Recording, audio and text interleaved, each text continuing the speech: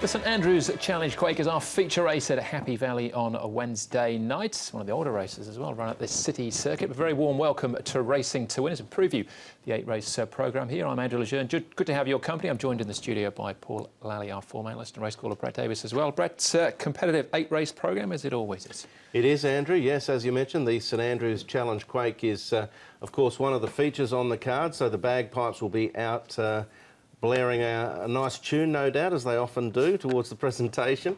Japanese theme continues on course. And once again, as we've seen all season, lots of new horses appearing. A lot of them have trialled well. There's a few that haven't trialled so well.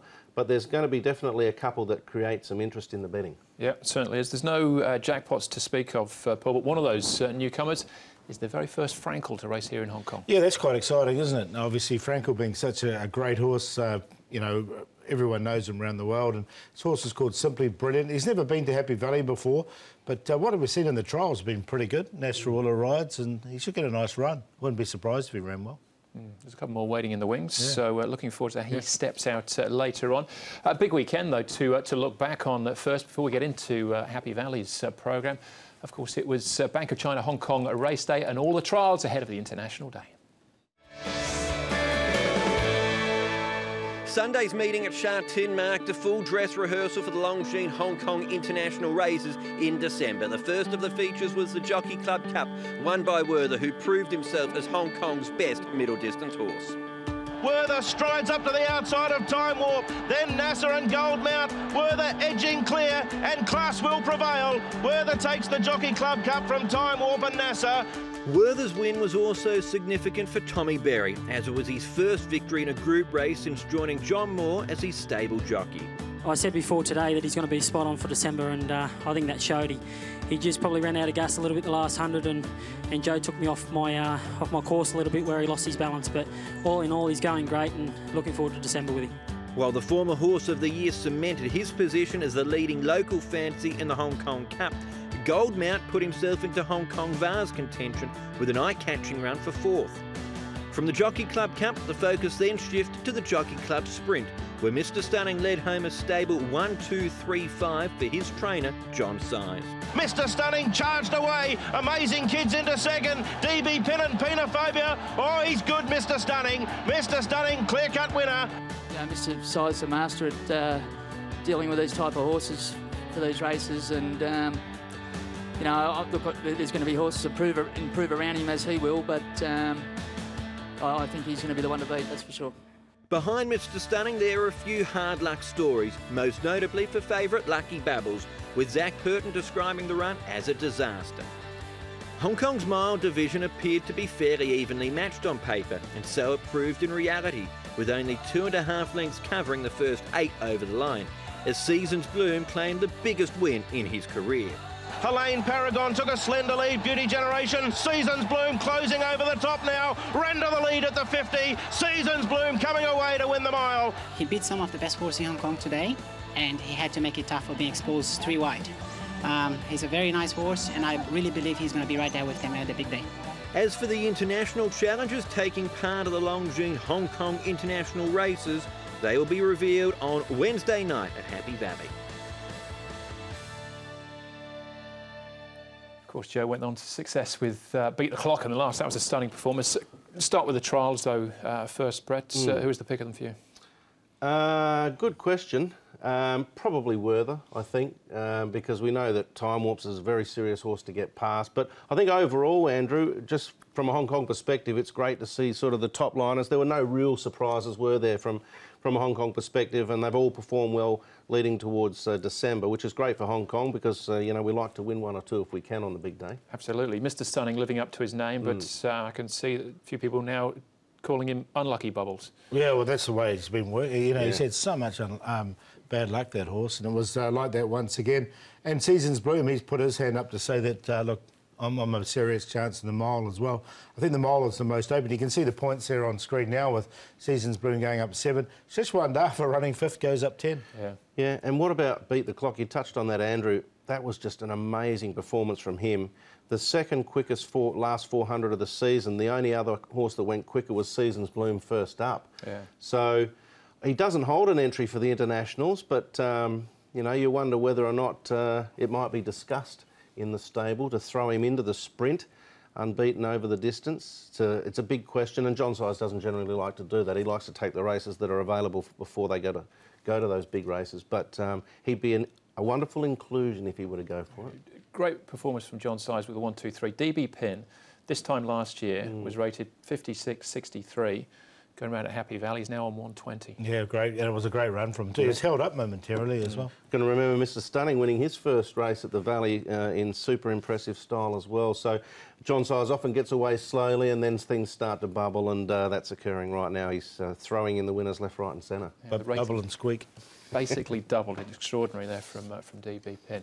All right, that was the weekend that was. Heading into Wednesday's programme.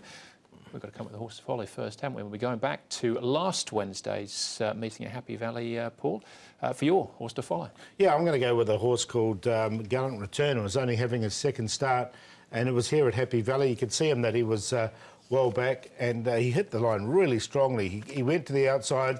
There was no run there, so you can see him now ducking right back to the inside, and he'd drawn wide, and he went really well back. First time at Happy Valley.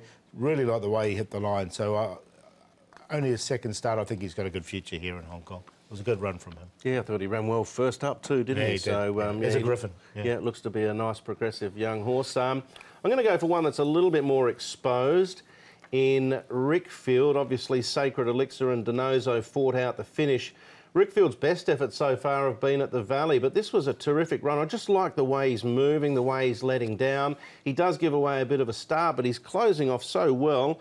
I think he's going as good as he could possibly go at the moment, and for that reason, I think there's a win very imminent for Rickfield. It may well be back at the Valley, but just look at the way he's closing. He's gone past Rocketeer pretty quickly on the back of Circuit Hassler.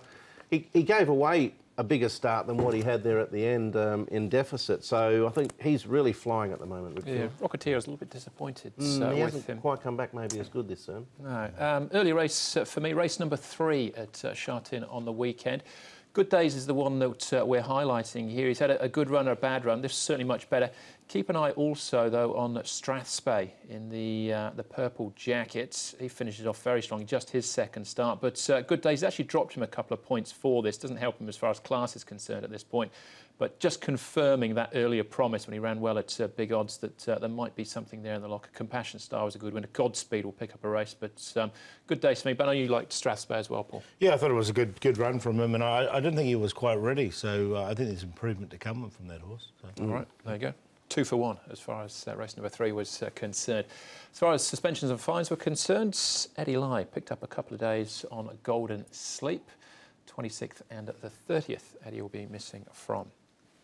Right, so Wednesday night's programme, we're on the C+3 course. 8 races, of course, on the turf. Japanese theme. The feature race comes up as race number 5 on the programme. We start off, though, with a Class 5 over the 1,200 metres with a fast one.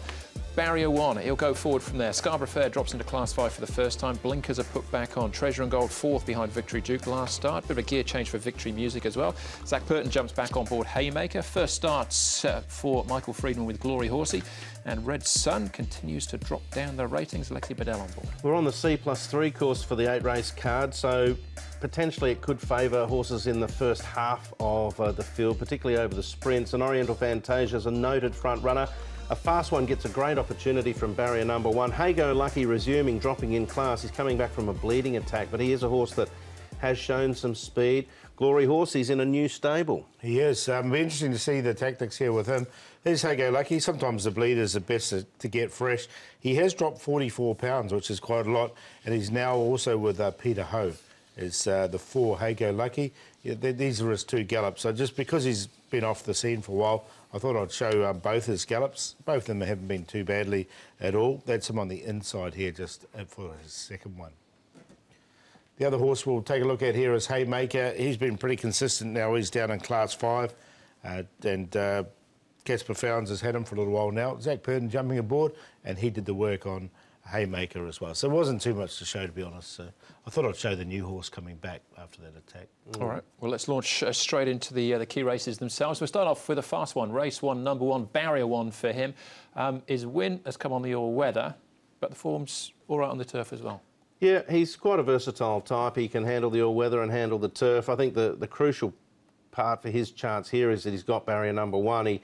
He can probably sort of kick up and run a reasonable race, get into a prominent spot, and he should be reasonably hard to hold out. He's had the 1 win in 3 seconds in his career, and they've all been in this class. Yeah, I've got him in on a place line as well. I think he can run okay. From barrier 1 helps him a lot. All right, Douglas Wade in the saddle there with a fast one for David Ferraris. Next one we can have a look at, Treasure and Gold, and Haymaker here got a long way back. This is the day meeting behind Victory Duke. Yeah, well, Treasure and Gold's put on a lot of weight. He's put on 34 pounds, so it's quite a lot for him, but it doesn't look fat when you see him in the morning. He's been going okay, and Haymaker's been quite consistent now. He's got into Class 5, so he's another one for the numbers for me. I'm going to break a rule here. I give them 3 and then normally sack them, but I'm going to keep sticking with Haymaker. I made him the best last start. Matthew Poon's last 2 rides on the horse have not been very good at all. I think it's clear and fair to say that. And Zach Purton going on, he deserves another chance for that reason. All right, and Zach was on Smart Salute there, who's come out and won since as well. So the form looks reasonably solid as far as Class 5 is concerned. Glory Horsey then, having his first start for Michael Friedman. Yeah, this is the one I like. He was rated in the 50s at one stage. You know, he's on an age now, he's a 9-year-old, but he has dropped 12 pounds. He's changed stable, and he has been running a lot over 1,000 metres for the old stable. Now, he has won twice over the 1,200 metres, so I really like him coming up to the 12. And Joe Moreira's jumped the board. I thought this was an eye-catching run from him, and he's not far away from a win, even though he is getting on. Never too old, just too lazy. That's what they say. And he does look to be going okay, so a change of stable might have mentally freshened him up. Yeah. All right, we'll find out. Yeah, Joe Moreira jumping on board. One more to have a look at. Not a race, but a trial on this occasion. It's Hey Go Lucky we're focusing on. He's had a couple of trials for Keith Young. And on race day, it'll be Dylan Moe taking the 10 pounds off. Barrier 12's an issue. And he did bleed, of course, after his last start back on the 23rd of April. So he's had a long time away. Just the trials suggested, both trials suggested to me he's going to take a run, and I don't like the gate. So I'm happy to sit on the fence with him, but he's in the right class. Yeah, he's definitely in the right class, but barrier 12 will make it difficult as well. So, yeah, I'm the same as you, Brett. Happy just to watch him go around. All right, so a few negatives, but the class drop should help him somewhat. That's the positive, yeah. All right, Class 5 to kick things off then, Paul. Actually, a quick stat I've been told is that no horse that's come from Class 4 into Class 5 has won fresh up this season, first time in Class 5. Because Frankie Law's been winning them all, basically. 10, 9, 2 and 1 for me. So Glory Horsey on top to beat Haymaker. Scarborough Fair with the blinkers on. He is dropping in grade, but I still think he can run better, and a fast one there for 4th. So Quinella places for me 2, 9, 10. I've stated my case and my reasons why I'm sticking with Haymaker. He has been costly for me in the last few starts, but I think he's bursting to win, and I'll entrust Zach Purton to get the job done. Over a fast one, Glory Horsey, and I agree, Scarborough Fair coming down in grade, back in distance, blinkers back on, and Nash Rawilla win on a broomstick at the moment, drawn 3, so he has to go in 9, 1, 10, 2.